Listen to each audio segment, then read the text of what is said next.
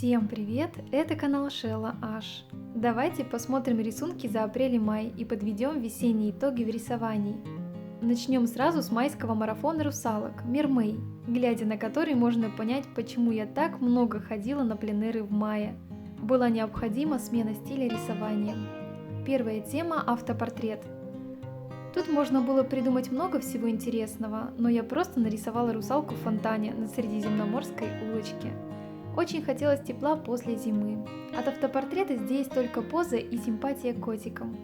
Сначала хотела нарисовать диджитал, но поняла, что с моей привычкой к вырисовыванию мельчайших деталей, даже если они и не нужны особо, с возможностями диджитала рисовать я буду примерно вечность.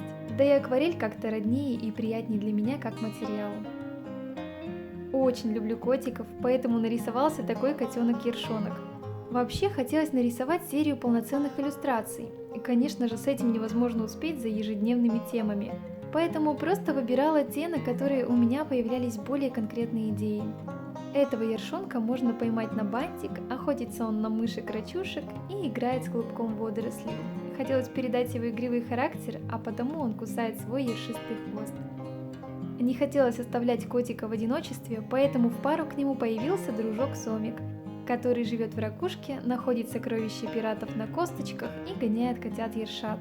Возможно, однажды продолжу эту серию, тем более, что есть идеи. Здесь взяла две темы – официальную фея и историческую Древняя Греция. Иллюстрацию назвала «Создание золотых рыбок».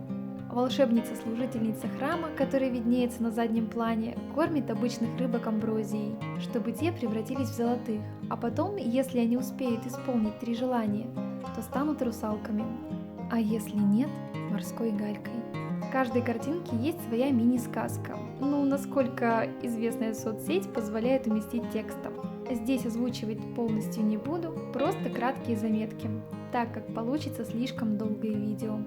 Кстати, хотелось бы узнать ваше мнение, любите ли вы разговорные видео, и если да, то о чем бы хотели послушать. Следующая тема – разбитое сердце.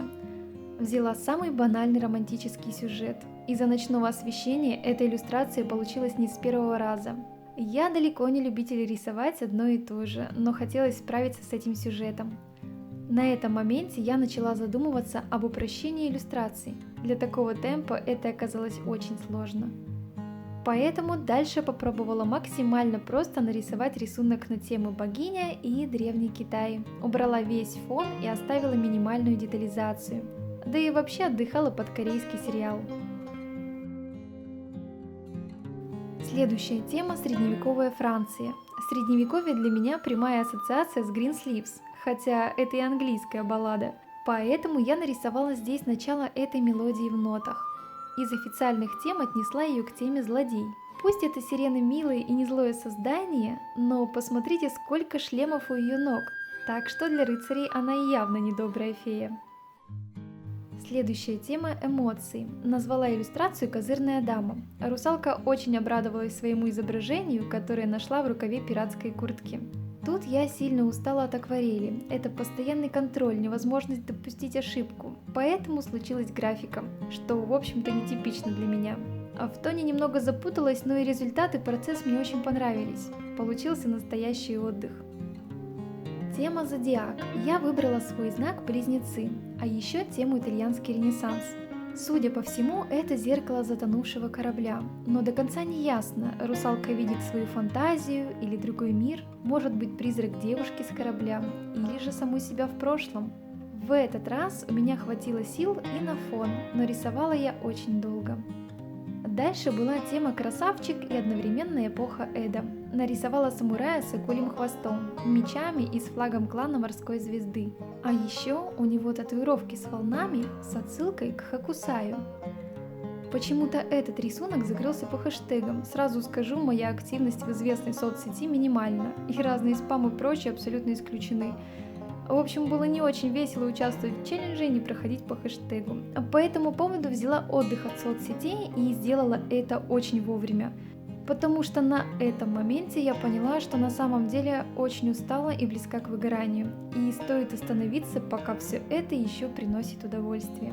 В любом случае, 10 полноценных иллюстраций за месяц для меня отличный результат. А теперь нарушим всю хронологию и посмотрим апрельские рисунки. Их немного, так как полмесяца я очень тяжело проболела. Честно скажу, чтобы нарисовать эти портреты, пришлось заставить себя достать краски. Такой сильный был артблок после болезни. Но стоило только сесть за рисование, и все сложилось. Вообще хотелось потренироваться, порисовать руки, поэтому взяла такие референсы с Pinterest. Мне хотелось цвет поярче, и я добавила цветные карандаши. Дома были только самые обычные детские, но и с ними в этот раз мне понравилось работать. Вообще давно хотела попробовать смешанную технику, но каждый раз почему-то откладывала. Розы маслом. На канале есть видео про мой первый опыт маслом и рисование этой декоративной розы. Маслом я действительно писала впервые, и впечатления незабываемые. В вопросе, какая роза лучше, победила эта роза из сна, как ее назвали зрители. И знаете, что интересно? Я проводила голосование и среди знакомых, и в известной соцсети. И там почти все мужчины выбирали яркую декоративную розу с броским цветом и четкими линиями. А вот женщины выбирали вторую нежную розу. Выводы делайте сами. Но этот спонтанный эксперимент, если честно, удивил. Было еще 2 пейзажа. Один у меня заказала знакомая. Я очень сомневалась, потому что в масле я абсолютно новичок, да и пейзажи пока что не мое, но ради опыта решила попробовать, ведь всегда можно оставить работу себе. В чем-то мне этот пейзаж нравится. Стена, общая цветовая гамма, но есть и громадное количество ошибок. Однако, на удивление заказчице все понравилось, и я этому, конечно, рада. Сразу по горячим следам после первого пейзажа появился второй попроще. Хотелось еще потренироваться, потому что я ничто так мало в своей жизни не рисовала, как, наверное, пресловутые пейзажи. Поэтому делаю на них упор. Цвет получился слишком чистый и яркий, но эти первые опыты мне нравятся. Главное начать понимать технику и то, как ведет себя краска. На Пасху я решила нарисовать иллюстрацию с кроликом и цыплятами. Видео по ее созданию тоже есть на канале. Знаете, когда я рисовала, то просто влюбилась в то, как получились эти лапки у кролика, и решила нарисовать еще весенних зайчат.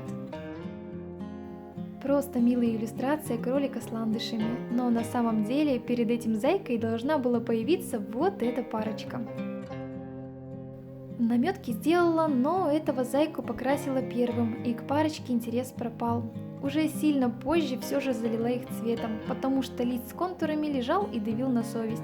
Вышли они, может, и неплохо, но мне кажется, что или чего-то здесь не хватает, или наоборот чего-то слишком много.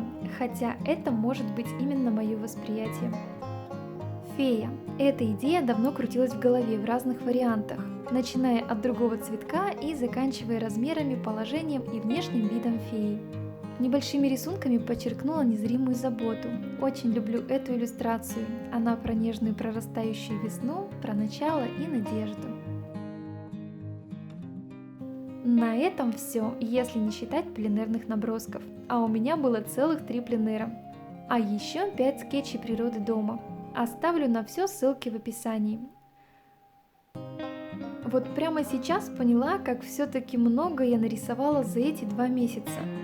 С иллюстрациями в мае сильно выдохлась. Нравилось их рисовать, увлекал сюжет, но темп для меня был какой-то убийственный. От выгорания в акварели, как ни странно, на самом деле спасали только пленеры со сменой техники. Вот такие у меня получились результаты. Надеюсь, вам было интересно смотреть это видео. А я желаю вам много интересных идей, вдохновения для их воплощения и очень творческого лета.